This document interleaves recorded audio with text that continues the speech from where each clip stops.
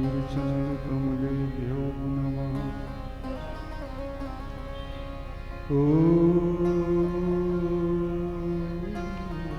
श्री सरस्वती नमः। ॐ श्री कृष्णचंद्राय नमः। ॐ श्री परमात्मने नमः।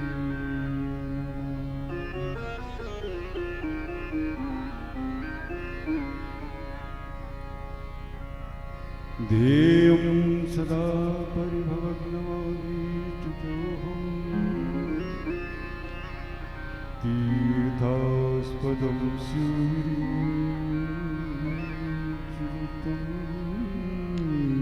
शरण्यम् बृहत्यातिहं प्रणतिपालभवामि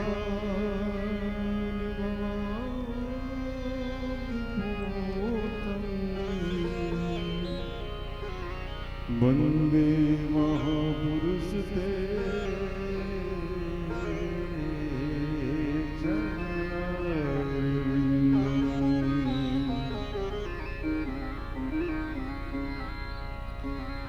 बंसी विभूषित करा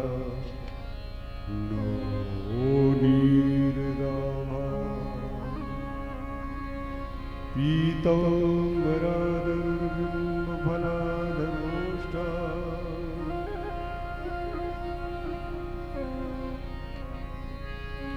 बंसी विभूषित करा नवनीरदाभा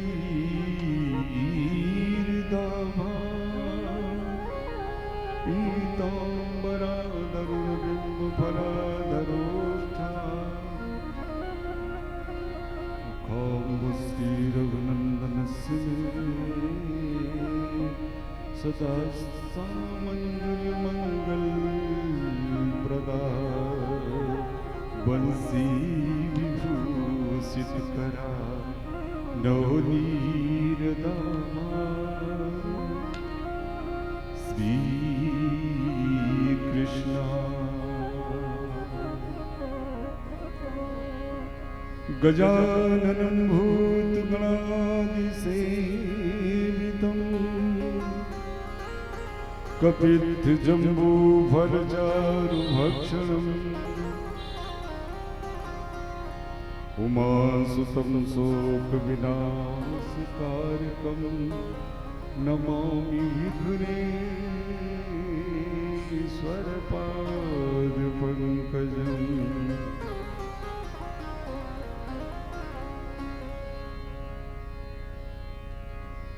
श्री गुरुचरण सरोज रज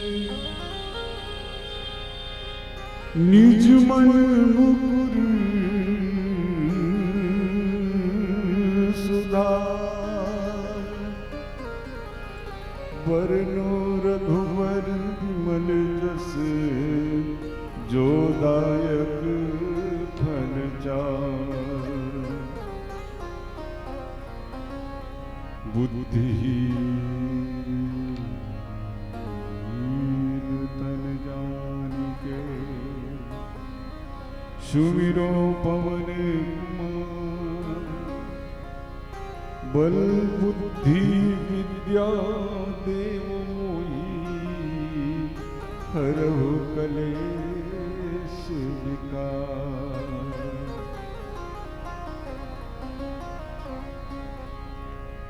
अपने अपने घर की सबका को अपने अपने घर की सबका को तुम ही पीर सब घर की तुम धन्य धन्य रघुवीर भक्ति भक्ति भगवंत गुरु चतुर नाम बपुए, जिनके पद बंदन किए नासत बीन अनेक, नासत बीन अनेक, नासत विघ्न अनेक। बाल कृष्ण कन्हैया लाल की, श्री भागवत भगवान की, श्री सुखदेव जी महाराज की, श्री व्यास जी भगवान की, संत समाज की, वृंदावन धाम की, श्री अयोध्या धाम की, श्री रामलला सरकार की, पृथ्वी मैया की, गौ माता की, भारत माता की, ग्राम देवता की, ग्राम देवी की, कुल देवता की, कुल देवी की, वीर बजरंगबली दादा की, हर हर महादेव। जय जय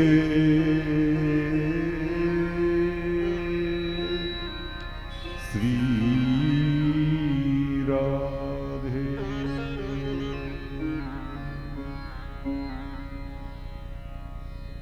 परम मंगल में परात्पर अखिलेश्वर अकारण करुणा मृणालय कलत्तर पीतांबरधारी श्री बालकृष्ण लाल की वांगमयी प्रतिमूर्ति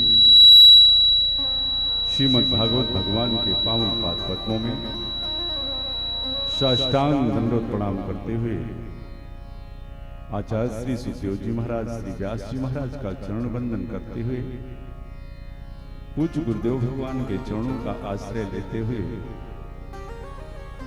आवाहित समस्त देवी देवजन के चरणों में कोट साष्टांग दंडवत प्रणाम करते हुए उपस्थित वैदिक विद्वान संत समाज के चरणों का रज मस्तक पर धारण करते हुए यहाँ के कण कण को बारंबार प्रणाम करते हुए पंडाल कक्ष में उपस्थित जनता जनार्दन, बाल गोपाल, माताओं बहनों का हार्दिक अभिनंदन स्वागत करते हुए भागवत सप्त संहिता का आज तृतीय दिवस।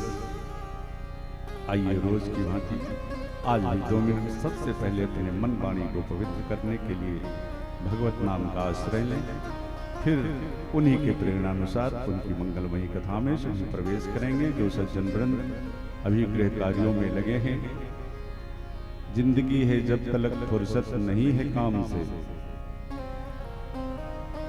बस कुछ समय निकालिए ठाकुर जी की सेवा के लिए। उपस्थिति आप सभी की हो जाए तो आनंद आ जाए। आइए जो उपस्थित हो चुके हैं खूब भाव से, खूब प्रेम से भगवत स्मरण करें।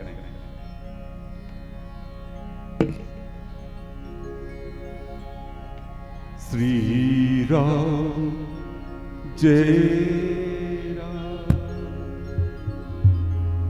जय जय राम,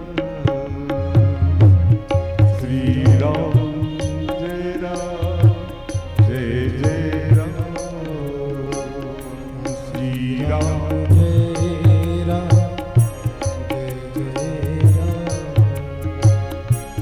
श्री श्याम जय श्याम, जय जय श्याम, श्री श्याम जय श्याम, जय श्याम, श्री राम जय राम, जय जय राम, श्री राम जय राम, जय जय राम, श्री राम जय राम, जय जय राम, श्री राम जय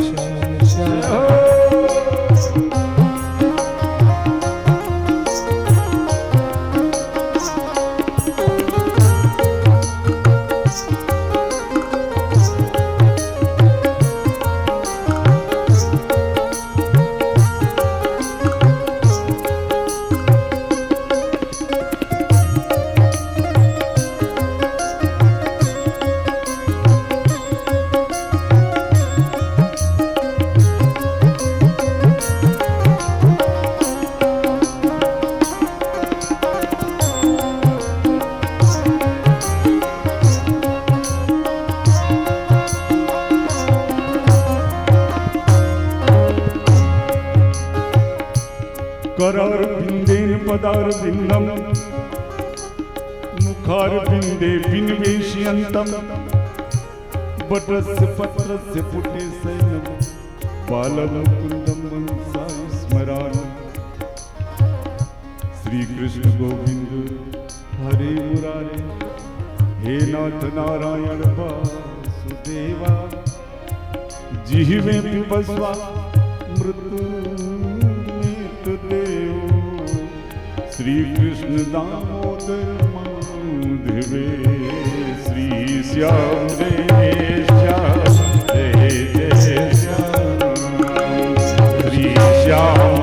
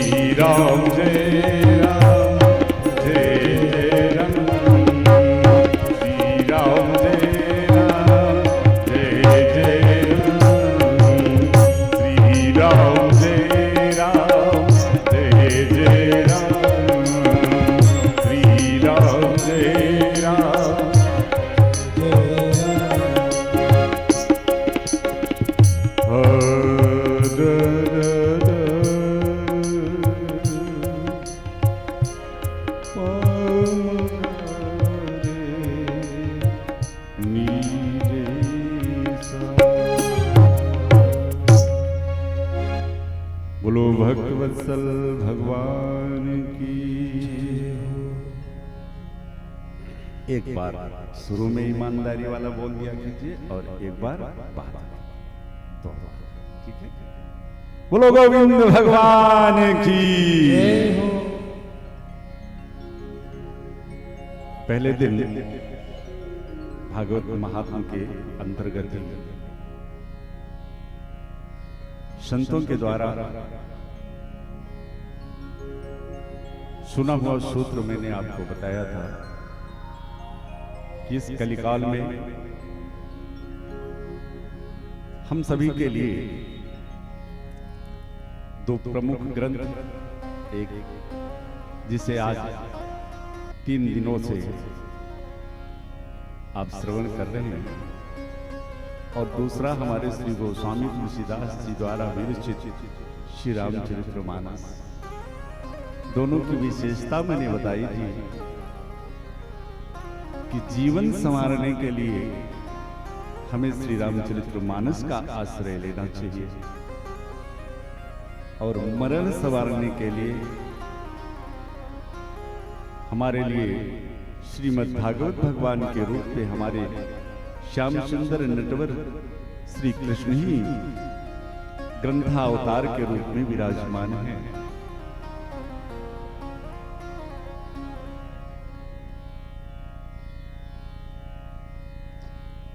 मृत्यु और जन्म जैसे नदी के दो पाट होते हैं। अगर नदी के इस छोर पर हम खड़े हैं तो वही मान लेना चाहिए कि इसका दूसरा छोर भी होगा, दूसरा तट भी इसका होगा, दूरी चाहे जितनी है।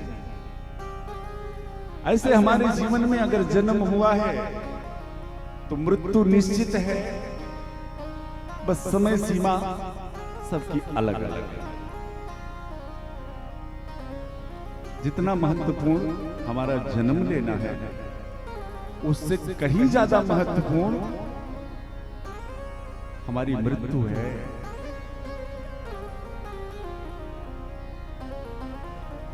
मैंने बताया था 84 लाख योनियां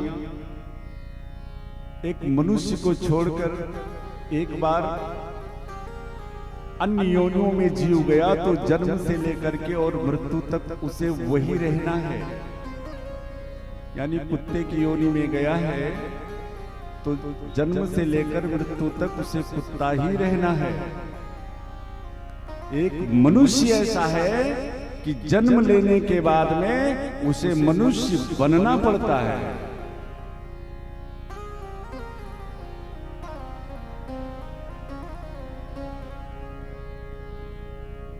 हिंदू मुस्लिम सिख ईसाई तो सभी बनते हैं।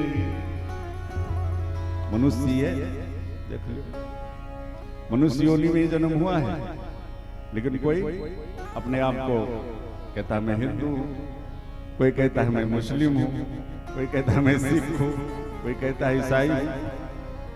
भाई क्यों? मनुष्य योनि में जन्म हुआ, अपने आप को मनुष्य क्यों नहीं बोल रहा है? क्यों? क्योंकि मनुष्य जन्म से कुछ नहीं होता।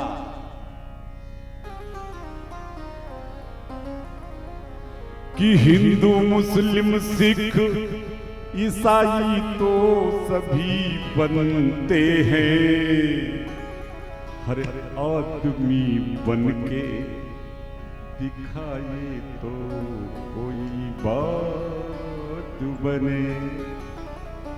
आदमी बन के दिखाए तो कोई बात।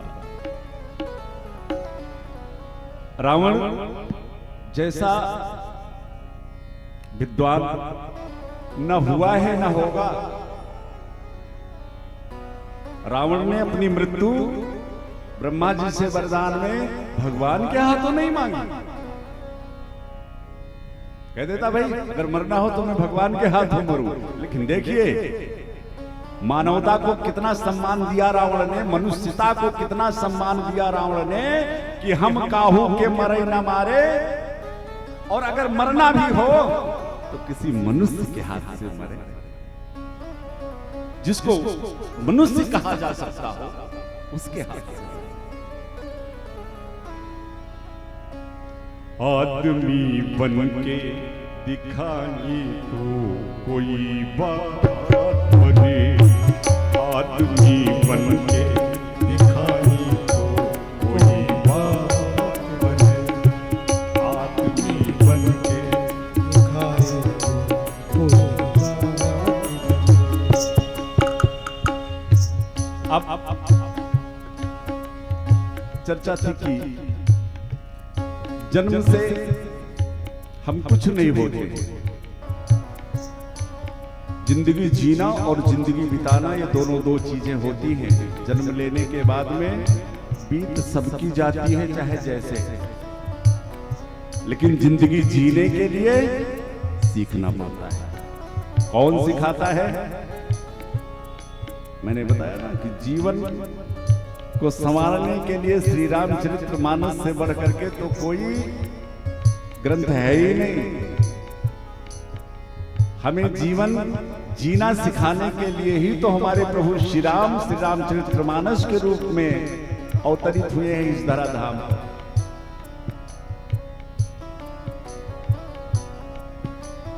रवि जी, श्री रामचरितमानस में एक जगह श्री गोस्वामी तुलसीदास जी महाराज लिखते हैं,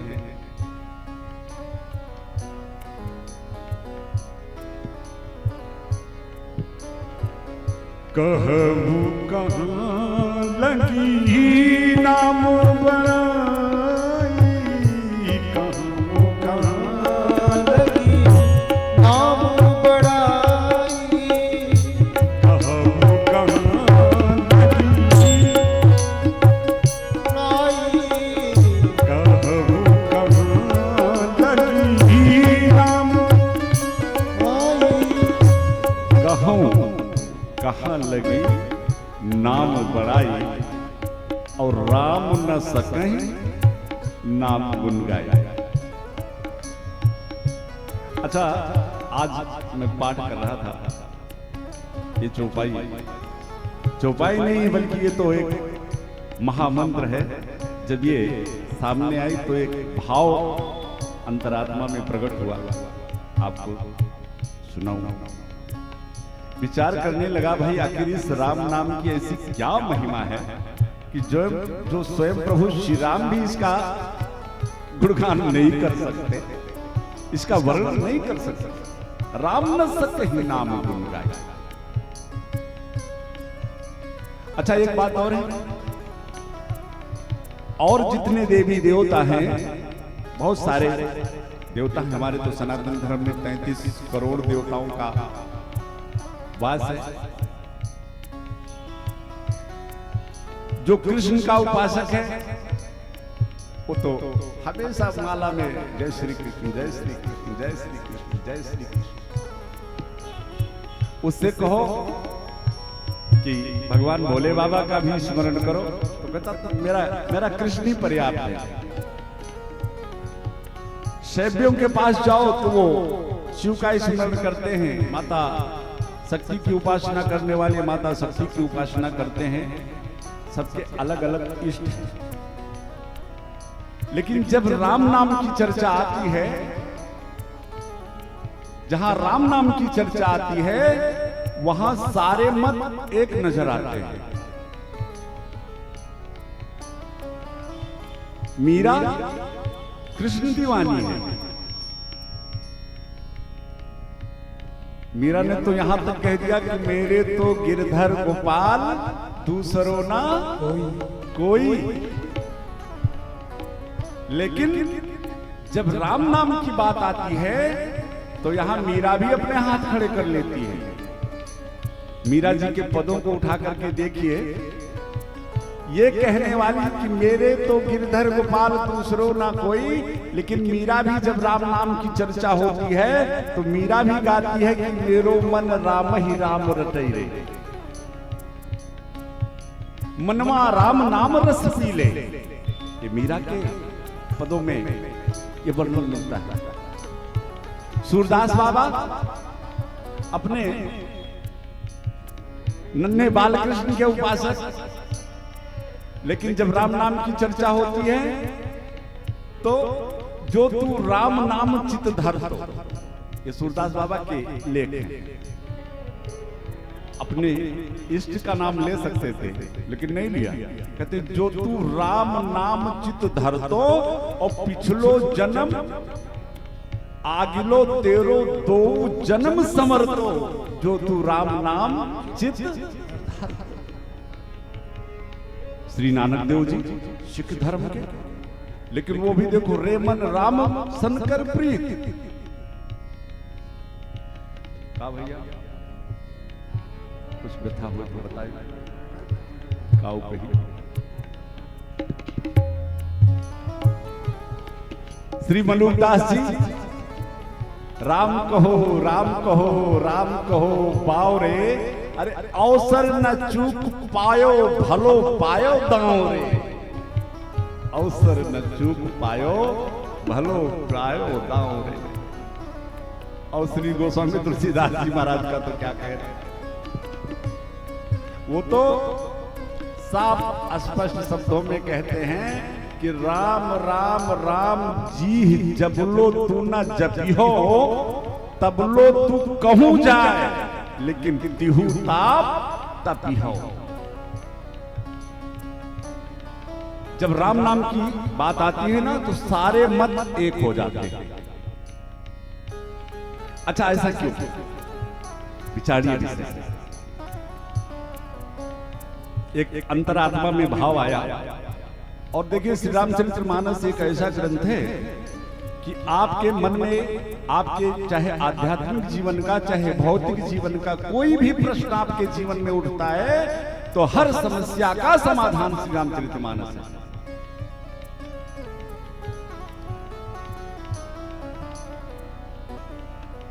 जैसे हर वृक्ष और हर वृक्ष का अपना अपना फल होता है। आम है तो उसमें आम का ही फल आपको मिलेगा, अमरूद है अमरूद का फल मिलेगा, आंवला है तो आंवले का फल मिलेगा। लेकिन ये जो श्री राम नाम है ये ऐसा वृक्ष है कि श्री गोस्वामी तुलसीदास जी महाराज कहते हैं कि इस राम नाम रूपी वृक्ष का अपना कोई फल है ही नहीं। तो फिर महाराज इससे हमें क्या मिलता है, कहा इस वृक्ष का अपना कोई फल नहीं है, ये तो आपको इच्छित फल देता है। राम नाम को कल्पतरु, श्री गोस्वामी तुलसीदास जी महाराज श्री राम नाम को कल्पतरु वृक्ष की उपमा देते हैं कि राम, ये श्री राम नाम जो है ये इसका अपना कोई फल नहीं है। अरे इस कल्पतरु, इस राम नाम रूपी कल्पतरु वृक्ष के नीचे इसका आश्रय लेकर जो आप मांगो वही फल आपको दे देगा। तो जो कृष्ण के उपासक है वो राम नाम से प्रार्थना करते हैं, हे राम, हे मेरे प्रभु, मेरे कृष्ण से मुझे मिला दो, और बस इतना ही पर्याप्त है। राम नाम आपकी हर मनोकामना पूर्ण करने में सक्षम है। अरे भाई, अगर इतना महत्वपूर्ण ये ना होता तो कहबू कहां नाम बड़ाई,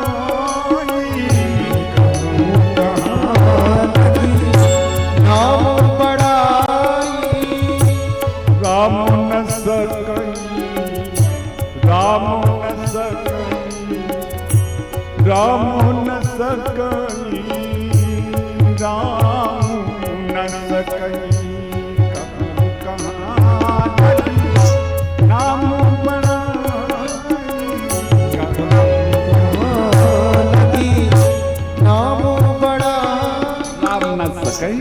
नाम गुन गाई।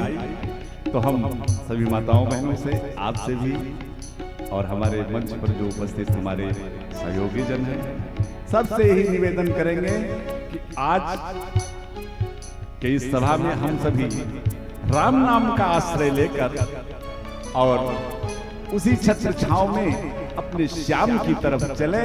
और ये राम नाम की तो विशेषता ही ऐसी है कि ये जो आप चाहोगे, जहां आप जाना चाहोगे वहां ये पहुंचा देगा। कल की सभा में आप सभी ने श्रवण किया कि भगवान देवी उत्तरा के गर्भ में अपने प्यारे भक्त परीक्षित की रक्षा करके, और जब पुनः द्वारिका के लिए जाना चाह रहे हैं तो कुंती मैया भगवान के चरणों में गिर पड़ी। भगवान ने समस्त पांडव परिवार को आशीर्वाद दिया, और जब कुंती मैया ने दुख मांगा तो भगवान के हाथ खड़े हो गए, बुआ ये नहीं दे सकता, है ही नहीं मेरे पास, तो दूंगा कहां से। उसके बदले में भगवान ने अपने आप को ही अपने भक्त उस कुंती मैया को समर्पित कर दिया। चलो मेरी द्वारिका की यात्रा ही आज कैंसिल, मैं नहीं जाता।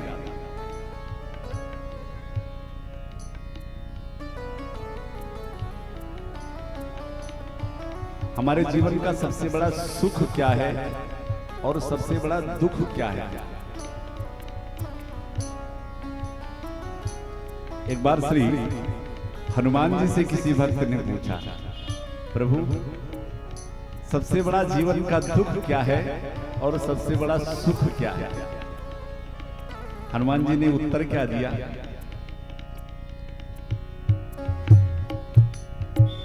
कह हनुमंत विपद तब होई, कह हनुमंत विपत्ति तब होई, कह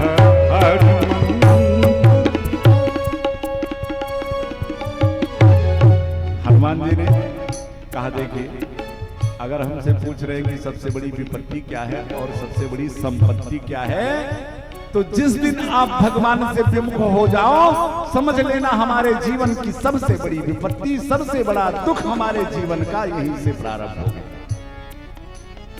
जब तब सुमिरन भजन न हो। तो कुंती मैया ने कन्हैया से यही कहा, है केशव, मैंने देखा कि हमारे जीवन में बचपन से लेकर के आज तक दुख के सिवा कुछ नहीं रहा। आज जीवन में बरसों बाद पहली बार मुझे सुख मिला कि मेरा बेटा हस्तिनापुर का सम्राट बना, और जैसे ही जीवन में सुख आया, आपने हाथ जोड़ के कह दिया कि बुआ जी अब चलता हूं। ओहो, नहीं चाहिए ये सुख। भगवान ने अपने आप को ही समर्पित कर दिया देवी कुंती को। पर रात्रि में एक आश्चर्यजनक घटना घट गई। भगवान ने देखा कि महाराज युधिष्ठिर रात्रि में हस्तिनापुर के उस सिंहासन के सामने जमीन में बैठे और उस सिंहासन को देखकर फूट फूट कर रो रहे हैं। महाराज युधिष्ठिर ने विचार किया,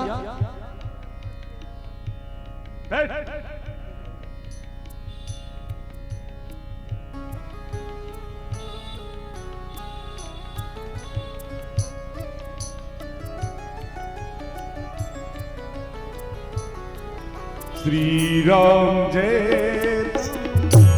जय जय राम, श्री राम जय राम जय जय राम, श्री राम जय जय राम, श्री राम जय राम जय जय राम,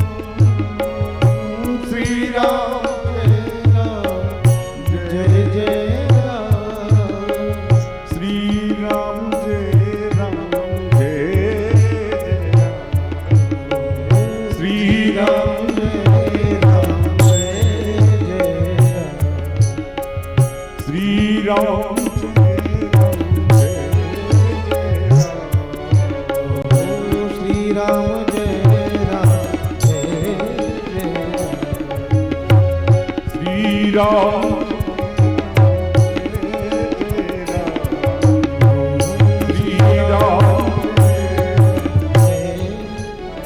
महाराज युधिष्ठिर फूट फूट कर रो रहे हैं उस सिंहासन को देख। इस राज्य के लिए, इस सिंहासन के लिए, इस सत्ता के लिए मैंने अपने बांधुओं को मार दिया, अपने पितामह को जिनकी गोदी में मैं खेला उनको अपने इन हाथों से मार दिया।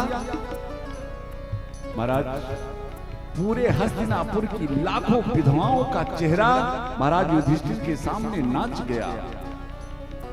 लाखों बच्चे अनाथ हो गए हैं उस महाभारत के युद्ध में, लाखों नारियां विधवा हो गई हैं उस महाभारत के युद्ध में।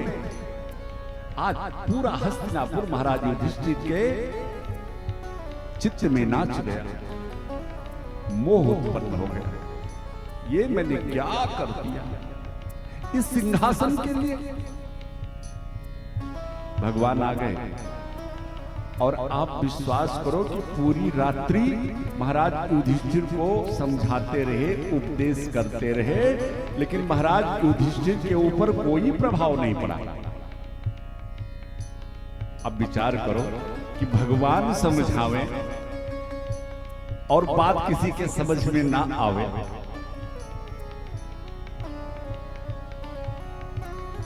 भगवान ने विचार किया कि देखिए, उपदेश सुनने वाले के ऊपर उपदेश देने वाले का संबंध क्या है, रिश्ता क्या है, ये बड़ा महत्वपूर्ण होता है।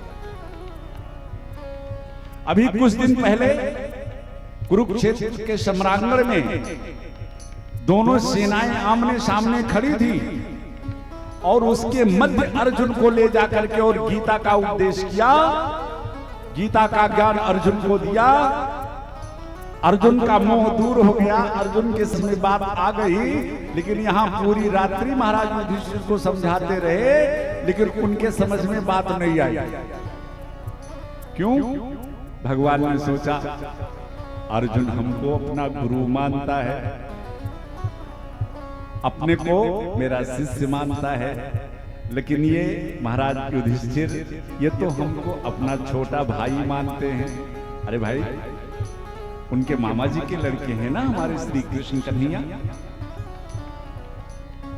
कन्हैया ने सोचा कि यही उपदेश किसी वयोवृद्ध से अगर मैं इनको करवा दूं, किसी पक्के दाढ़ी वाले बाबा से, तो इनके समझ में बात आएगी। ध्यान आ गया, ओहो, अभी सम्रांगण में पितामह ने अपने प्राण नहीं छोड़े हैं सरसैया पे। आज 54 दिन हो गया है महाराज पितामह को सरसैया पर कुरुक्षेत्र के मैदान में। भगवान समस्त पांडवों को लेकर के और पहुंच गए कुरुक्षेत्र के सम्रांगण में, जहां पितामह सरसैया पर अभी लेटे हैं, मानो किसी की प्रतीक्षा कर रहे हैं।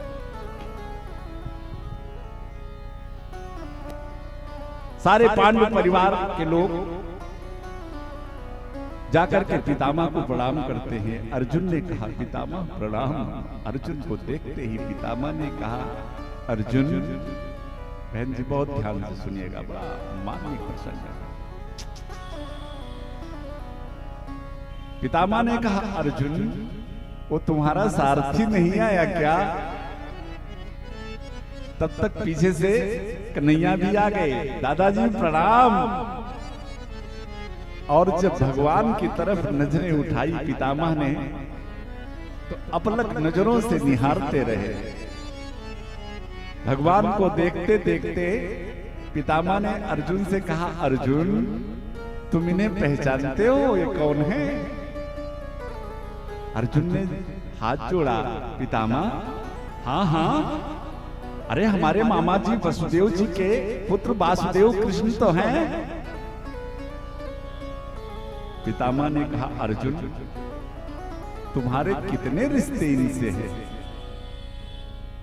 कभी इन्हें अपने मामा जी के लड़के बताते हो, कभी सारथी बनाकर इनसे रथ हंकवा लेते हो, कभी दूत बनाकर के हस्तिनापुर भेज देते हो, कभी सचिव बनाकर इनसे परामर्श ले लेते हो। अरे आखिर कितने रिश्ते इनसे तुम्हारे हैं? यम मन से मातुलेयम प्रियम मित्रम सुहृदमम अक्रो सचिवम दूतम, अक्रो सचिवम दूतम सौहदा सारथिम।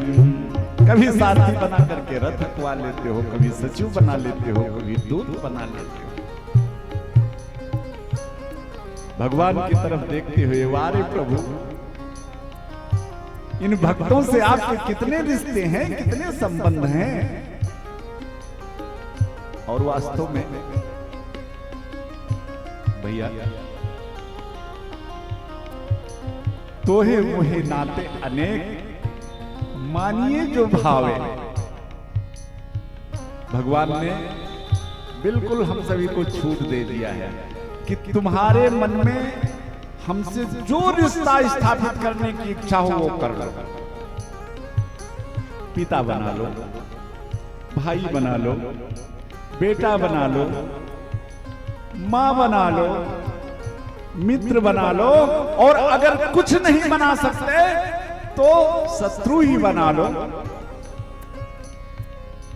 और ध्यान दें, जिन्होंने पिता बनाया, पुत्र बनाया, जो गति भगवान ने उनको दी, जिसने शत्रुता की भगवान से, भगवान ने वही गति उनको भी प्रदान करी है। सामने से राक्षस भगवान को मारने खाने दौड़े चले आते हैं, और इधर भगवान एक ही बाण प्राण हर लीना, लेकिन पहुंचाया कहां? दीन जान तेहि निज पद।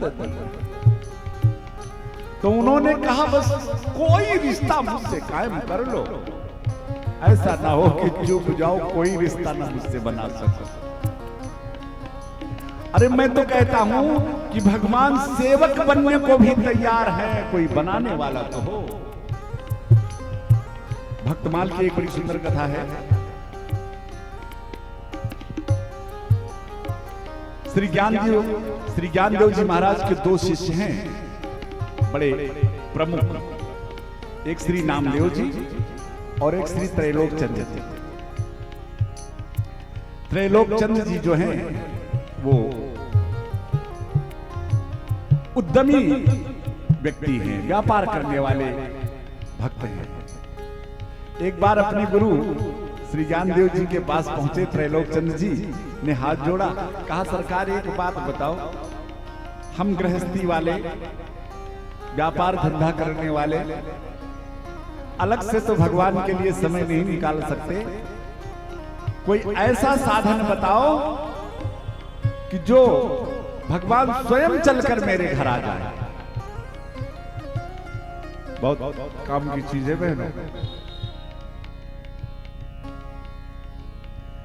श्री ज्ञानदेव जी ने कहा, त्रैलोक चंद्र जी जाओ, आज से अपने घर हर आए हुए अतिथि को तुम भगवान मान करके ही सम्मान करना। एक दिन वो परमात्मा तेरे घर स्वयं आ ही जाएगा। बस उसी दिन से ज्ञानदेव जी जो भी अतिथि घर में आए उसको बिल्कुल भगवान मान करके उसकी सेवा करने लगे। संत आ जाएं, विद्वान आ जाएं, दोनों पति पत्नी खूब सेवा में लगे रहते। सेवा करते करते बरसों बीत गए। आवाज थोड़ा और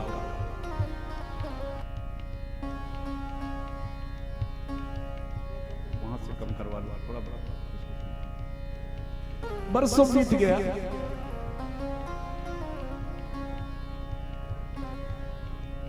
बुढ़ापा आ गया। अब जो सेवा युवावस्था में संतों की हो जाती थी, मेहमानों की हो जाती थी, अतिथियों की हो जाती थी, अब शरीर उतना साथ देता नहीं। तो एक दिन सेठानी ने सेठ जी से कहा, सेठ जी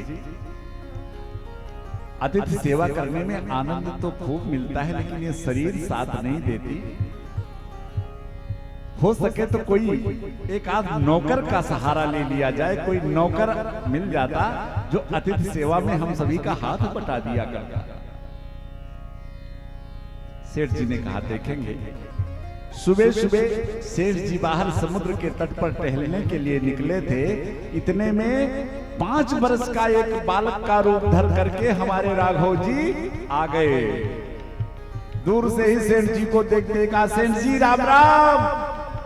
सेठ जी ने सुना बड़ा प्यारा बच्चा है, राम राम बेटा, राम राम। कहां जा रहे हो बेटा? सेठ जी नौकरी की तलाश में कहीं जा रहा हूं। जब नौकरी का नाम लिया तो सेठ जी को सेठानी की बात याद आ गई कि शाम को सेठानी कह रही थी कि कोई नौकर मिल जाता जो अतिथि सेवा में, संत सेवा में हाथ बटा लिया करता। सेठ जी ने उस बालक से कहा कि बेटा नौकरी तो तुमको हमारे यहाँ भी मिल जाएगी, तुम्हारा नाम क्या है? उस बालक ने कहा कि सेठ जी मेरा नाम, मुझे लोग अंतर्यामी कहते हैं। सेठ जी ने कहा वाह भाई बड़ा प्यारा नाम है बच्चे का, तो नौकरी करोगे मेरे यहाँ, करोगे नौकरी? हाँ हाँ सेठ जी कर लूंगा। भाई हमारे यहाँ तो अतिथि सेवा करनी है, संत सेवा करनी है। 5 वर्ष के बालक के रूप में भगवान ने सेठ जी से कहा, सेठ जी अतिथि सेवा और संत सेवा में ही तो मेरा जन्म हुआ है, खूब अच्छी तरीके से मुझको आती है सेवा करना। अच्छा तनख्वाह क्या लोगे? अंतर्यामी ने कहा कि देखिए सेठ जी हमारे आगे पीछे कोई है तो है नहीं, इसलिए मुझे धन और पैसे की जरूरत तो नहीं है। हाँ थोड़ा मैं खाता कई बार हूं दिन में, और अगर मेरे खाने पीने पे कभी घर में आपके टोक हुआ तो उसी दिन मैं चला जाऊंगा। सेठ जी प्रसन्न हो गए, बहुत कुछ भरा पूरा है, खूब खाना लेकर के आए, सेठानी को बुलाया। अरे सेठानी देखो अंतर्यामी मिल गया है। सेठानी ने भी देखा बालक को, बड़ी प्रसन्न हो गई। सेठ जी ने समझा दिया कि देखो इस बालक के खाने पीने पर कभी कोई टोक ना करना। महाराज 6 महीने ठाकुर जी नौकर बन करके और सेठ सेठानी के साथ उस घर में आए हुए संतों की, अतिथियों की सेवा कर रहे थे। एक दिन सेठानी जी, सेठ जी गए थे दुकान पे, और सेठानी जी गई थी पड़ोसन के यहाँ कोई फंक्शन था, तो संजोग से उस पड़ोसन ने सेठानी से पूछ लिया कि बहन आजकल तुम दुबली ज्यादा दिख रही हो, कुछ कमजोर सी नजर आ रही हो, क्या बात है, कोई तकलीफ है घर में क्या? सेठानी ने कहा बहन और कोई तकलीफ तो नहीं है, लेकिन वो अपने घर में जो वो अपना नौकर है ना अंतर्यामी, उसके लिए दिन में 5-6 बार खाना जरूर बनाना पड़ता है, खाता बहुत है वो। इधर सेठानी ने खाने की चर्चा करी और उधर अंतर्यामी अंतर्ध्यान। सेठानी घर में आई, आवाज दिया अंतर्यामी, पर अंतर्यामी तो है ही नहीं। इधर उधर ढूंढा, सोचा दुकान पे गया होगा, आ जाएगा शाम को। शाम को सेठ जी भी आए, सेठ जी भी बड़ा स्नेह करने लगे थे अंतर्यामी से। आवाज दिया अंतर्यामी, सेठानी दौड़ी दौड़ी आई, अरे आज तो दोपहर से ही अंतर्यामी दिखाई नहीं दे रहा है। सेठ जी ने पहले इधर उधर ढूंढा, उसके बाद सेठानी से पूछा एक बात बताओ, कहीं तुमने उसके खाने पीने पे कोई चर्चा तो नहीं करी, कोई टोक तो नहीं लगाई? अब सेठानी को याद आया कि सेठ जी मैंने उससे तो नहीं कहा, उसके सामने तो कुछ नहीं बोला, लेकिन आज बगल में मैंने उसके खाने पीने की चर्चा जरूर कर दी थी कि खाता बहुत है। एक बार तो सेठ जी ने सेठानी को बहुत सुनाया, लेकिन अगले क्षण विचार करने लगे कि चर्चा इसने करी पड़ोसन के यहाँ, और यहाँ अंतर्यामी को कैसे पता चल गया? बस समझ गए ये तो मेरे प्रभु ही थे। सेठ जी का रोज का नियम हो गया था कि जब तक अंतर्यामी को अपने साथ में बिठा नहीं लेते थे तब तक भोजन नहीं करते थे, भोजन साथ ही करते थे। भोजन तैयार हुआ, भोजन पर बैठे, हाथ जोड़ करके प्रार्थना किया, सेठ जी सरकार जब तक आप आओगे नहीं तब तक हम भोजन नहीं करेंगे। 7 दिनों तक सेठ जी बैठे रहे और 7वें दिन भगवान प्रकट हो गए। सेठ जी दौड़ करके चरणों में गिरे, प्रभु आप हमारे यहाँ 6 महीने नौकर बन करके रहे, जाने अनजाने में कितना अपराध हुआ होगा मुझसे। पर भगवान ने सेठ को उठा के हृदय से लगाया। अरे नहीं त्रैलोक चंद्र जी, आपके यहाँ की साधु सेवा देख करके, संत सेवा देख करके, अतिथि सेवा देख करके मेरे भी मन में बड़े उद्गार हुए कि मैं भी चल करके संत सेवा करूं। आपके इस संत सेवा से मैं अति प्रसन्न होकर के दौड़ा चला आया था। अरे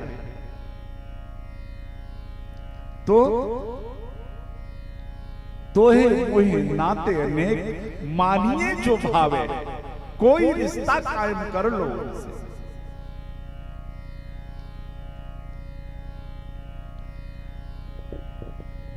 भगवान सामने खड़े हैं।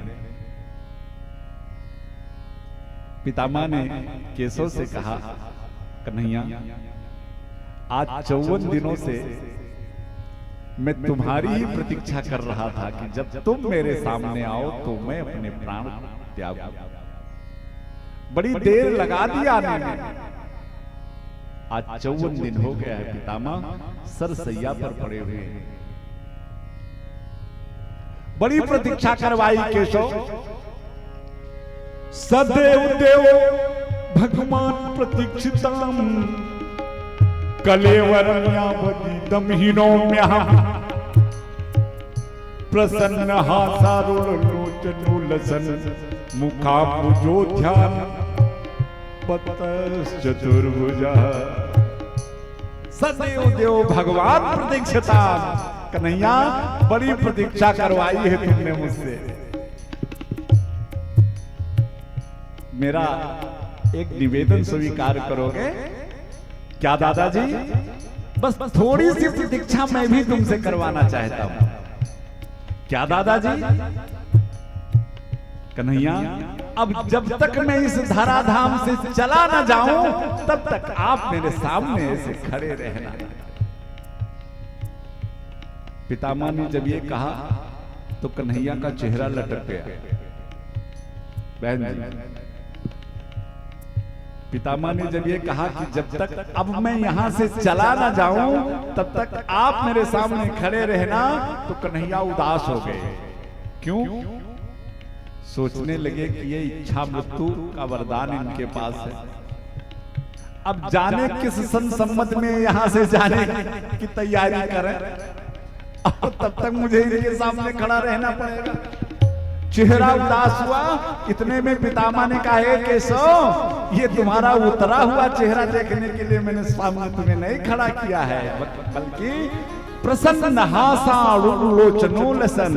अरे जरा प्रसन्न हो, मुस्कुराओ।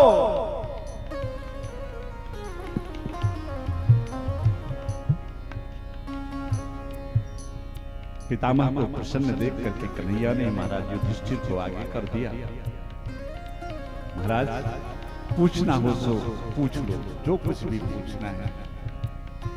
तो फिर पितामह ने महाराज युधिष्ठिर को बड़ा सुंदर उपदेश किया, जिसे महाभारत में भीष्म गीता के नाम से हम जानते हैं। पितामह ने दान धर्मान, राज धर्मान, मोक्ष धर्मान विभाग सह, स्त्री धर्मान, भगवत धर्मान, समासव्य योगतः। दान धर्म, राज धर्म, मोक्ष धर्म, स्त्री धर्म, कुछ को विस्तार से और कुछ को सूत्रात्मक विधि से बड़ा सुंदर उपदेश किया महाराज पितामह ने महाराज युधिष्ठिर को। महाराज युधिष्ठिर का मोह दूर हो गया, संदेह समाप्त हो गया। और इधर आज 54 दिनों से पितामह प्रतीक्षा कर रहे थे। सुंदर माघ का महीना आया, शुक्ल पक्ष एकादशी तिथि। जब पितामह घायल होकर के सम्रांगण में गिरे थे, तब सूर्य भगवान दक्षिणायन थे। पितामह उत्तरायण की प्रतीक्षा कर रहे थे कि जब सूर्य नारायण उत्तरायण हो जाए तो मैं तन का त्याग करूं। क्यों? देवताओं के यहाँ 6 महीने की रात्रि और 6 महीने का दिन होता है।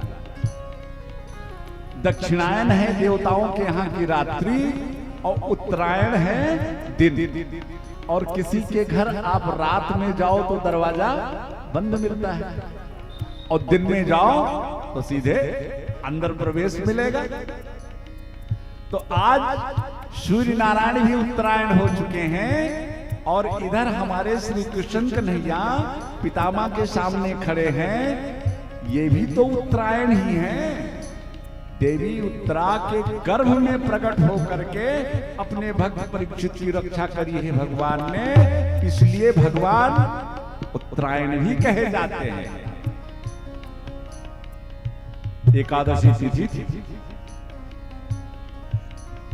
सोचा भगवान का पूजन अर्पण करूं, तो पूजन अर्पण के लिए पुष्पों की जरूरत पड़ती है। अब उस सम्रांगण में सरसैया पर पड़े हैं पितामह, तो वहां पुष्प कहां मिले? तो एकादशी तिथि थी, इसीलिए एकादश श्लोक में पुष्पताग्रह छंद के माध्यम से पितामह भगवान की बड़ी सुंदर स्तुति करते हैं।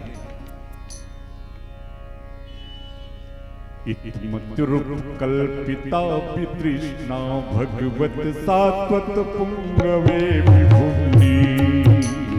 श्री कृष्णा श्री कृष्णा श्री कृष्णा श्री कृष्णा श्री कृष्णा श्री कृष्णा श्री कृष्णा श्री कृष्णा कृष्ण श्री कृष्णा श्री कृष्णा श्री कृष्णा। रूप कल्पिता पितृष्णा भगवत सात्वत पुंगवे विभुनि। स्वसुमुपगते स्वसुमुपगते क्वचित् हर प्रकटमुपे यद् भव प्रभः।